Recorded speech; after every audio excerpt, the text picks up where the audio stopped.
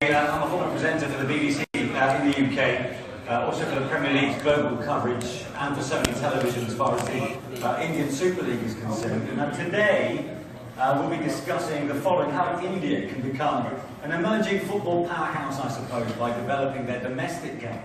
Also, the challenges that maybe it will face in the coming years. But there is great hope for the future. I hasten to add at this point, because we all know in football, nothing is impossible. And that is me talking as a lifelong Leicester City fan. Allez les Bleus. With me, four special guests.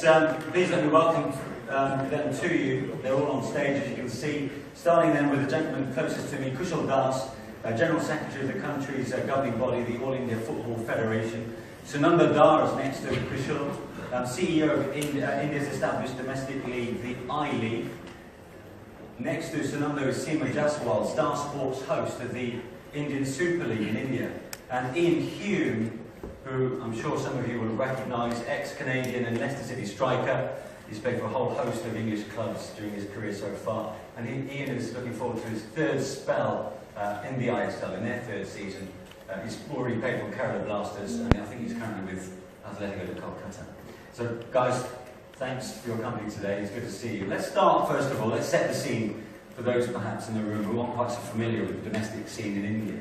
How would you go about describing the state of the domestic game in India? Sunanda, or Kushal, let's start with you first. Thank you, and good afternoon. Yes, I think I'll have to go back a few years, way back from 2011, when we realized that what India lacked was a good youth and grassroots development structure, as well as a league, and that is the reason why we decided to go back to the drawing board and try and create, firstly, at the base of the pyramid, a good youth and grassroots development program, and then going forward, take it to the next level to create a proper league, which is a sustainable model and which can help the national team. And our, of course, focus was to try and get the national team to play the World Cup at some point in time. I will not stick out my neck and say when, but perhaps 2026. So that was the idea, that was the thinking when we started off. And for some time, we did realize that we had an existing league, but we had to accept the fact that it was not delivering what we wanted it to deliver, either from a commercial perspective or from a player development perspective, because the national team ranking was not going up, and there was no commercial, no commerce which the league was producing to help develop it. And that is when we went back to our marketing partners, and we decided that we needed something else, which would, in the short term, create that boost which Indian football badly needed. And that is when we conceived ISL and the Indian Super League. And I remember that I was listening to a presentation where there is a masochistic fan who gets pain out of seeing the football team. But we realized that India, being a young demography, actually required entertainment along with it. And that is when we decided to get in some celebrities, some cricket stars. It's an anomaly, I know, but that's then we have celebrities too. And the ISL in its first year was actually quite a success in terms of visibility, in terms of spectator attendance. The quality of the game was also not bad, and I have to admit that it was significantly better than what was happening in India. Although we had some big names, although aging, but it did create the necessary boost which we wanted it to create. And going forward, the second season actually was even better. But we also realized that it was absolutely not prudent to have two leagues, where there is the I-League and there is the ISL for 90 days, followed by the I-League, and is creating huge issues for the national team in terms of calendar, etc. And therefore we decided to restructure.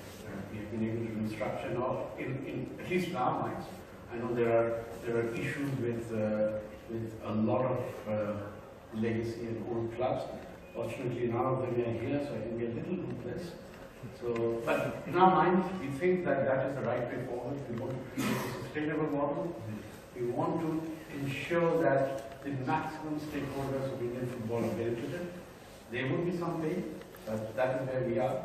So we now have a reasonably good grassroots and youth development program, and of course the Under-17 World Cup happening in 2020 in India, which is going to be a huge, I think, a game changer as well as a legacy for Indian youth football. And we probably have a structure now in place from 2017-18 to make it a sustainable model for all the clubs, for all the stakeholders.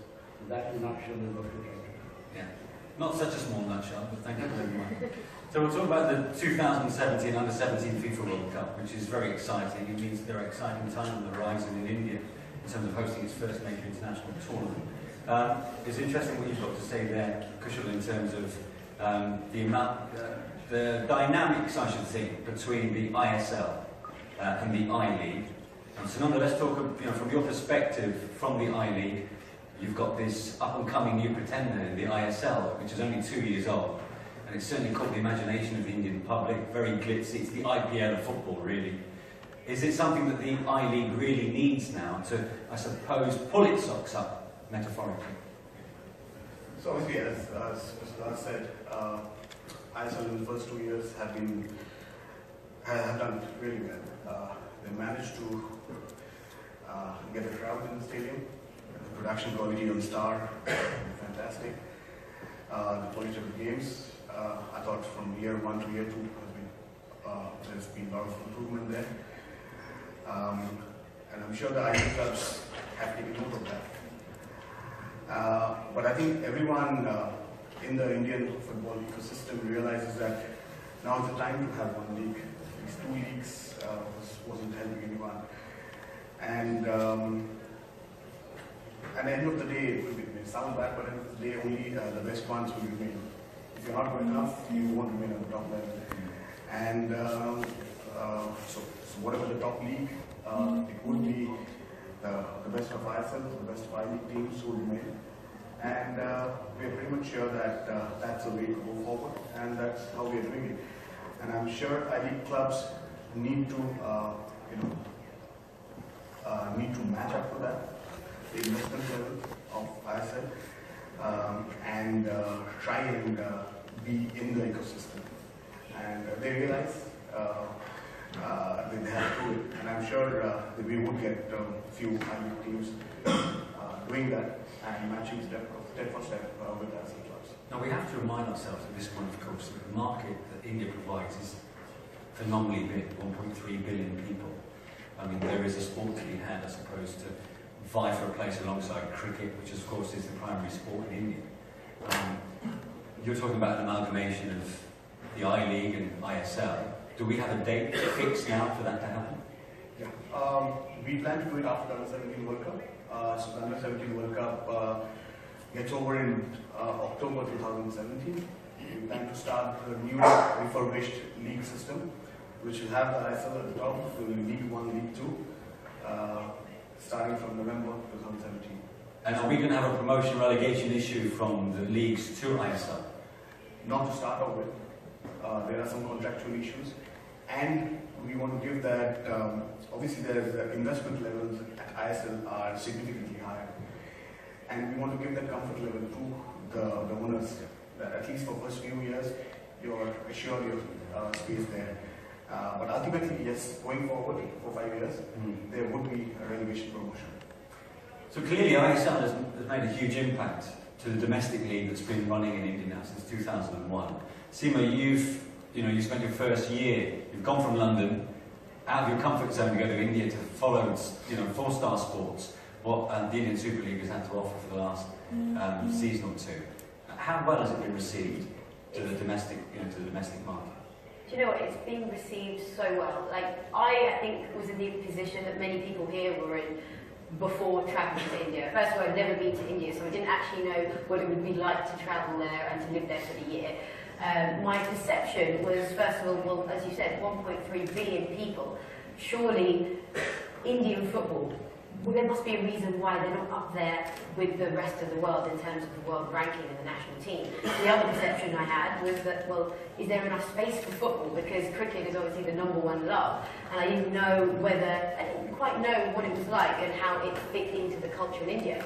But having been there and a year on now, I can say that the fans and the people of India take into football seamlessly. There is a lot of passion for the sport there. I think with Star Sports specifically, we have the rights to cover the Premier League and Bundesliga, and of course other leagues like Serie A and Liga and Liga 1 also go out in India. And a lot of the Indian football fans have been following those European leagues for years, and the younger generation have really taken to the sport. So I think the next step was, well, the passion is there, but we need to create some Indian footballers, and we need to put them on a stage and on a platform where all of India and the rest of the world can see them. So the I-League produced some great Indian players. We've had Baitu Bhutia, we've had Renati Singh, who are some of the players from the past, and now Sunil Chetri, our Indian captain, who's flying the flag for Indian footballers.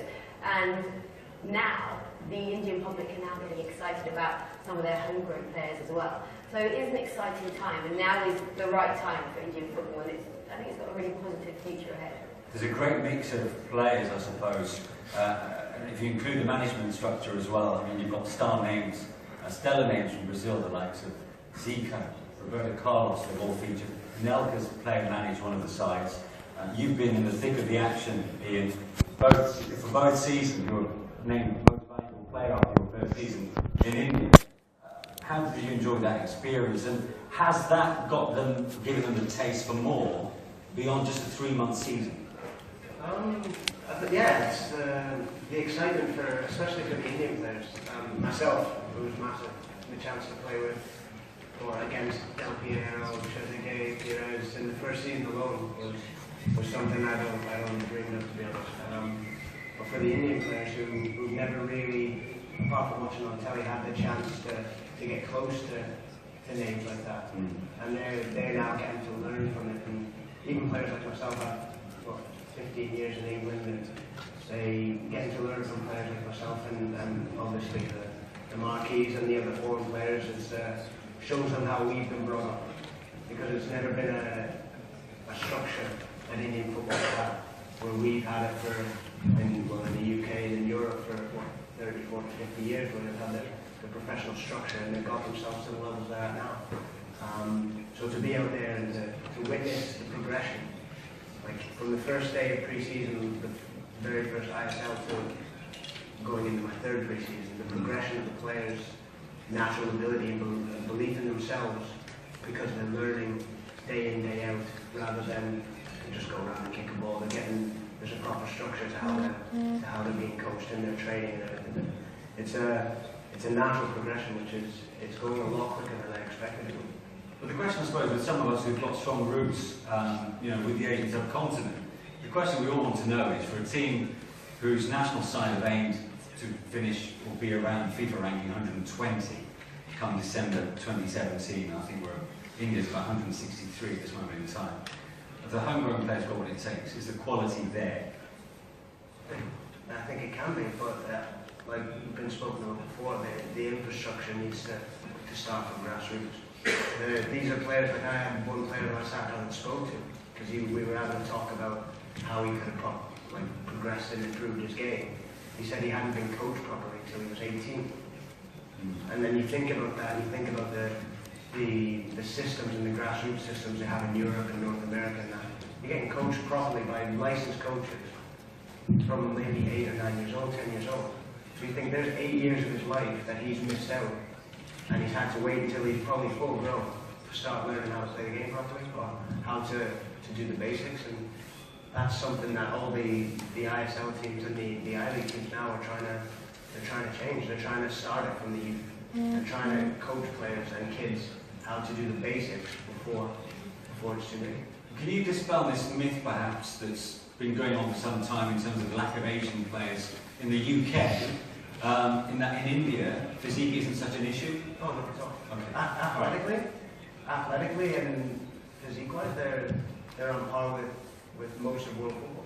It's just the little bit lack of knowledge in the game and learning it a lot earlier than they do. Okay, just going back to the administration side of things, with this merger coming up post the Under-17 FIFA World Cup between ISL and the I-League, with every pro, I suppose there's a con.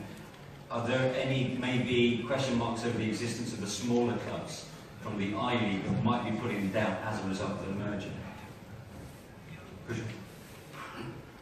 Well, as I said, I would actually not call it a merger, it's a restructuring. I think a merger is a very simplified, simplistic way to look at it. So, there is going to be something. There are some legacy clubs which have contributed significantly, but at the same time have not been able to deliver in terms of fan bases and in terms of commercial matters. So there has to be some change, but at the same time there are lots of clubs who actually like the system. There are the smaller clubs who think that this is a good opportunity for player development, and they can actually, and we are in the process of creating a system where, you know, training compensation will be a big part of this whole new initiative. And they think that there is a new revenue model which can be created. And some of the smaller clubs, I think, are quite happy with it. There are some old legacy clubs which are probably would be a little unhappy. And as I said, change always causes a bit of pain. Do you agree, Sananda? Yes, what we are trying to do is we are trying to shake up the system. There would be some problems, understandably. But we all agree that this needs to be done. Unfortunate if there are some follow-ups, but that's something which we have realized that that's going to happen, and we are ready to face that. Yeah. Hopefully unearth some future household names. A bit like you, Ian, because you know you've worked the circuit, so to speak, in the UK, and you know I suppose you could walk down one or two streets back in England. Some people are not bat an eyelid, but having featured now for the Indian Super League for what, 2 seasons, you're a household name in a continent, a subcontinent of 1.3 billion people. Yeah, it's ridiculous. I've worked my whole career to try and become noticed, you know, if that makes sense, that what I'm doing is paying off. And it took me 15 years to move halfway across the world to, I can't even go to the shops. It's brilliant, but it's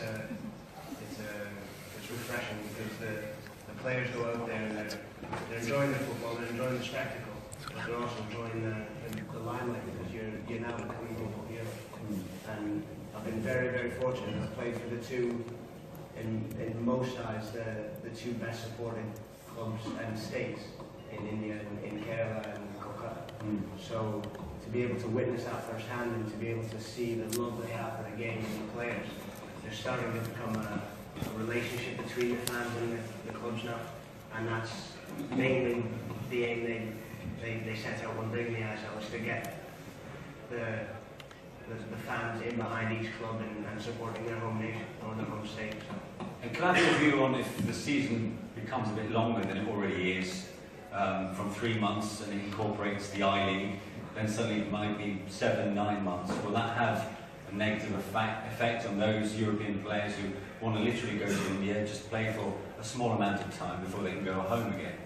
Could it have a detrimental effect in that respect? I shouldn't think so, because essentially it'll become a year-long contract. And if you're signing a year-long contract anywhere in the world, then playing for 9 months isn't going to bother you. So if you're doing the whole 3-4 months thing now from August to Christmas, it's good for what it is, but with the progression that India wants to make in football, it's never going to progress further than what it possibly is at the moment if you're not extending the league and you're bringing in players on possibly 2-3 year contracts.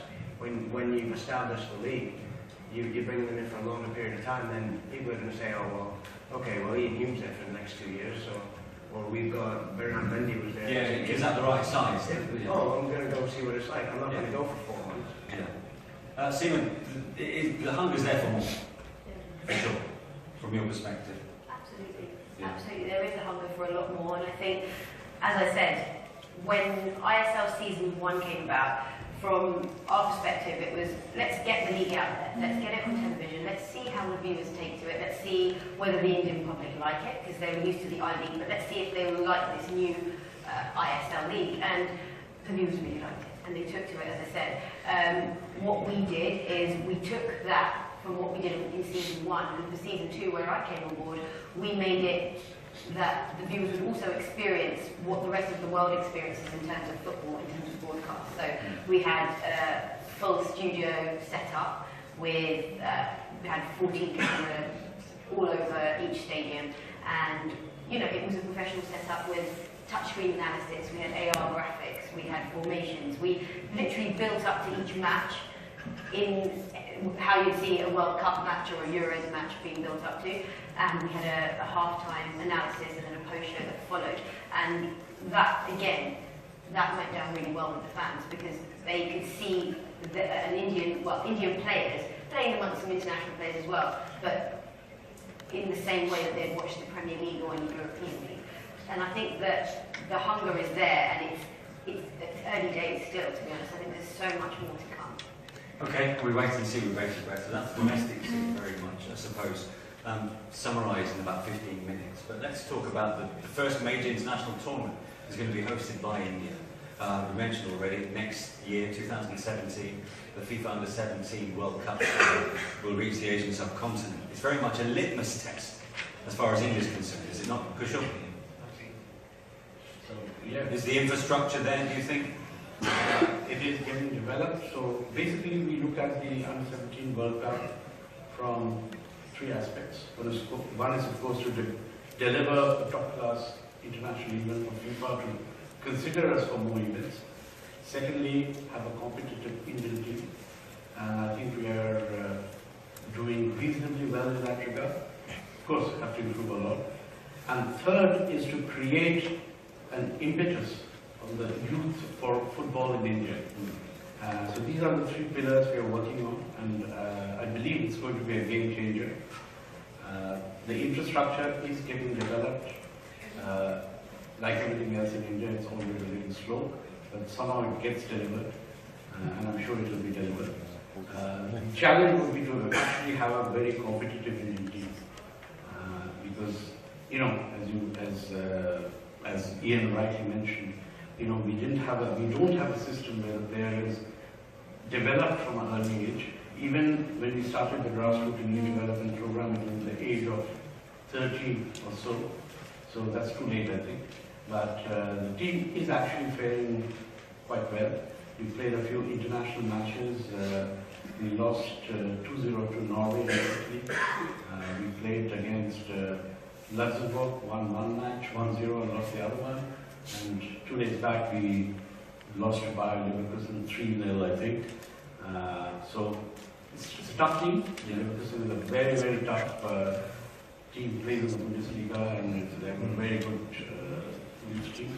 So the team is getting the experience, and I think we are hopeful that by the time we come up to the World Cup, it will be a competitive performance. So you've got a goal to get the 23 homegrown players by the time this Under-17 World Cup comes by. You're going to need some scouting mission, really, aren't you, with a country of 1.3 billion? I think the scouting system has been put in place now for the last couple of years. I think the problem with Indian football has been since the 60s and the 70s. Ever since then, there hasn't been any investment in grassroots or youth development, and that's the reason we are where we are. Things have started changing slowly, about 4 or 5 years back, with our impetus on grassroots and youth development. A couple of things that AIF did. Firstly, we invested money into opening up of few academies, which ideally should have been done by the clubs. We have more football developed countries. And also we introduced the club licensing system, which kind of forced the clubs to invest into the grassroots, into the youth system. That is developing now. For the last 2-3 years, the clubs have been putting resources behind that. And we are seeing in the last few years that players are graduating through the system from the junior age into the top teams, into the senior teams, which is a good sign for the clubs because they're saving money. Instead of buying players from the open market, they're getting players through the system, which is cheaper. And as Mr. Das mentioned, the smaller clubs could use that system to make some money. make commercial benefits of these. And obviously, slowly, as the IE guys and clubs have their own personal academies, each club, some of the clubs already have. I hope in the next couple of time, all the clubs would have it. AIFF doesn't need to spend their resources behind an academy. Saying that, the time of money, the money that AIFF has spent on these boys, the under-17 World Cup boys, I don't think any Indian player, whether it's Baichung or anyone else, they have been given that kind of support by AIFF ever before. So they became footballers more by accident than choice. So these kids have been given a training which they've got for the last 2 years. Will go up to the World Cup, and hopefully they will form the nucleus for the future Indian team, because they have been trained since the year of when they're maybe 10, 11 into the AIF academy, then now in the World Cup team, staying about 6-7 months a year outside, mostly in Europe, playing matches against tough teams, training day in, day out, best foreign coaches, best facilities. So we have really tried to give the best to these boys, and hopefully this would be the beginning of something special. And talking of which, recent developments in that you've forged links with, I suppose, making the most of the use of infrastructures at other European clubs. For example, even here in France, SC Metz, which is a second division league club, that I think 6 Indian players, if I'm not mistaken, have been training using their facilities. Is that not right? So yeah, there are actually 5 from the AIF Academy who have been there 98. Most of them are born 1998 and one is 1999. And I was there in Metz last month with my technical director to review the progress, and it's been phenomenal, I think. And I think Metz believes they're going to all come back from 23rd July when the pre-season begins. And I believe Metz thinks that at least 2 or 3 of these players can seriously make it to a club in France or in Europe. That's great news. And even when the Indian under-17 team played against Metz under-16, which they won 2-0, the technical director was of the view that 2 or 3 players from the under-17 team or under-16 as they are now can be easily signed by Metz immediately. So that is good news for us, I think. Yeah. So good news on that front. And exciting news, I suppose, on the horizon with what's going on behind the scenes administratively between the 2 respective divisions. To be honest, I think we've covered most of the ground that we wanted to today. So we'd like to open the floor to questions, if anybody has any questions in terms of the Indian market. Yeah, we have a gentleman at the back. I don't know if we've got a microphone there. Hi, I'm Winston from Singapore. First of all, I'd like to congratulate my colleagues from India for a good job. It's very comforting to hear that your youth development is starting to pay off with some of your players being scouted by European counterparts. I have 2 questions. One for the new league. The other question is about the under-17 World Cup. Maybe I will start with the new league. So the question is 3 parts for this one. One, okay, we have to start again. Yeah, you have to start again, so I think you can hear me quite clearly. So for the, as far as the new league is concerned, what are key challenges you face? One, what are the measures of success for this new league, and the strategies you have in mind to ensure that you reach your targets and your measure of success? So that's for the league itself. As far as the World Cup is concerned, what kind of legacy would you like to leave behind after this under-17 World Cup? Thank you. So the challenges first for you, I mean, we might have covered it a little bit, but what are the challenges in terms of the 2 leagues, I suppose, working hand in hand is the first bit, and the legacy post the under-17 World Cup? Well, I'll try and attempt to answer that. It is still early days for us. We're still in the process of finding out the right model. But essentially, as I said, we want to create a sustainable model for the clubs. We want to make a sustainable model for the stakeholders, the maximum number of stakeholders in Indian football.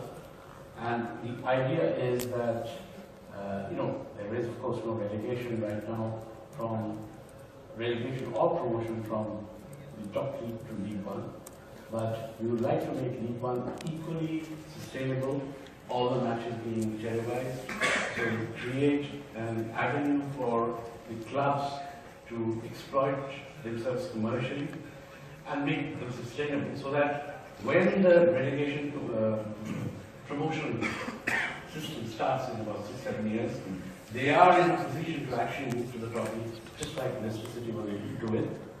And then there is revenue for them to be able to sustain themselves at the top. So that is, in short, the thinking behind the restructuring of the leagues.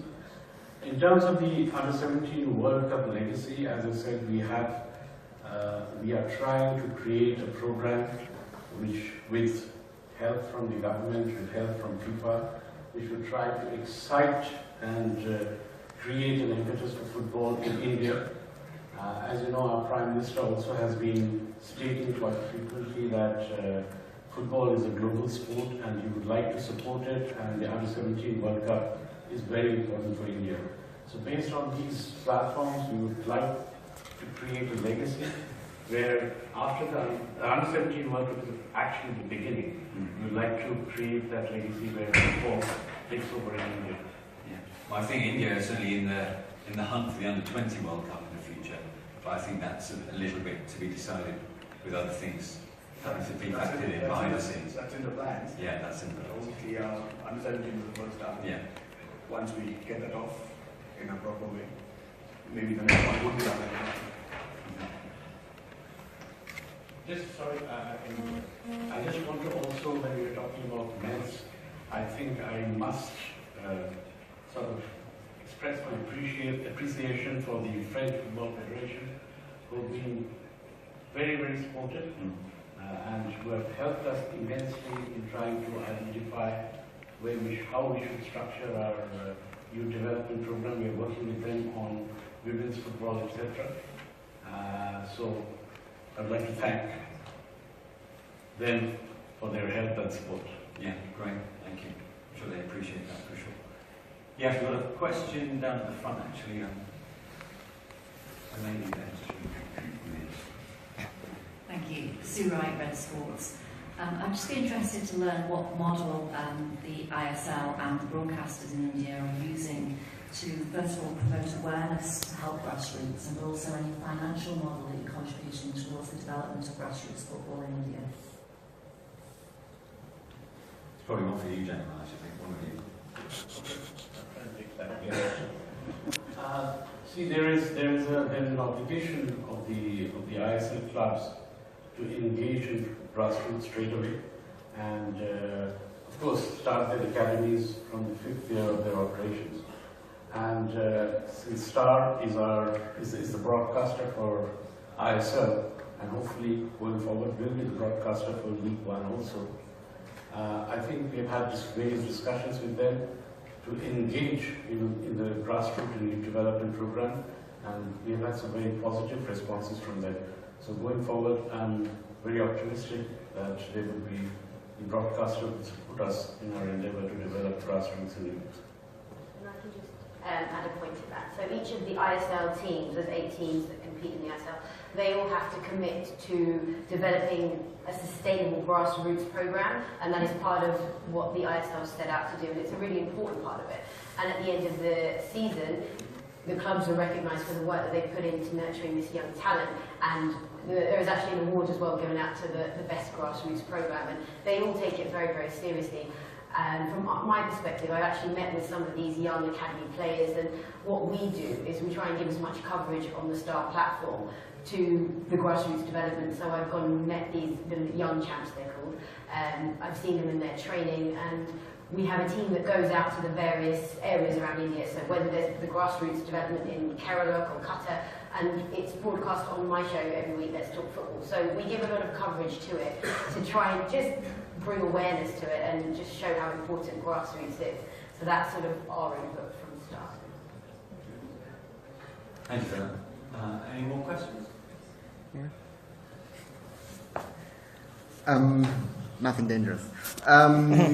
We heard from China in the morning what they're trying to do in China, and there's a lot of investment going into football in China, which is X times bigger than the investment in India.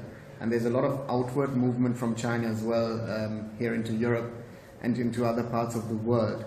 How do you compare that to India? Because it's a little different with the development stage that we seem to be in India.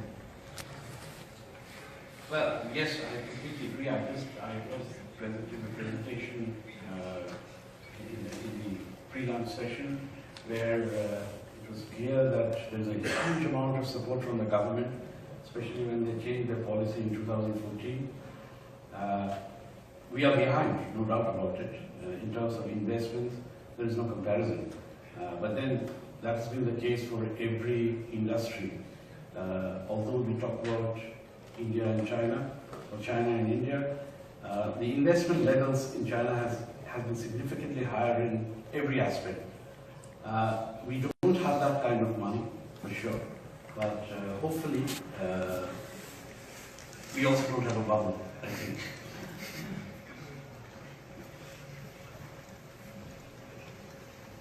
Any more questions? Yeah. One for Ian, actually. Just could you tell us a story or something from your experiences over the last 2 ISLs, that's something that stood out to you?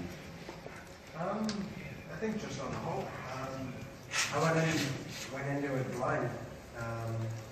Like I said before, having spent my whole career in England, it was just a chance for a new adventure, and the opportunity arose. It was the first time I was out of contract in 15 years, so I thought I'll jump in, see what it's like, and to be honest, from the first minute, like our first game at home, we had 61,000 people, and I'm thinking this is just above and beyond anything I'd ever dreamt of. And we're playing, we're expected to finish bottom of the league, and we end up making the finals. And we're playing in front of 55, 60,000 for the finals, and you're thinking this is a country who's, I think at the time was ranked 161 or something. You're thinking, how is this possible? They love the game, and I think that's what drawn myself back, I'd say there's probably 10, 15 foreign players have returned after the first game. And that's the reason, it's just to see a sort of fresh outlook on the game, because we're used to how England approaches it, Spain approaches it, France approaches it. It's their culture. But a country who's not had this level of marketing, this level of games on TVs, and you're able to go out there, and it's a fresh new environment. Everything was just, that's the reason I'm going back for third season. I'm just enjoying it, and I think that's what brings people back, is you stay away from turning football into a job. As soon as as a player, if you turn football into a job, it might be time to look elsewhere because you've stopped enjoying the game. And I've gone out there, I'm 32-year-old, and I've enjoyed my football probably the most I have in my career over the last 2 years. So I'm going to continue, and if I can continue going out there and enjoying it the way I am, and hopefully performing the way I have been, then I'll be doing it for a while, yeah. That's a nice note to leave it on, to be honest. Now, I hope you managed to glean something from the last 45 minutes, really, about the state of the domestic game in India and the challenges and the exciting changes, perhaps, on the horizon. Thanks very much indeed to Kushaltanando, Sima and Israel.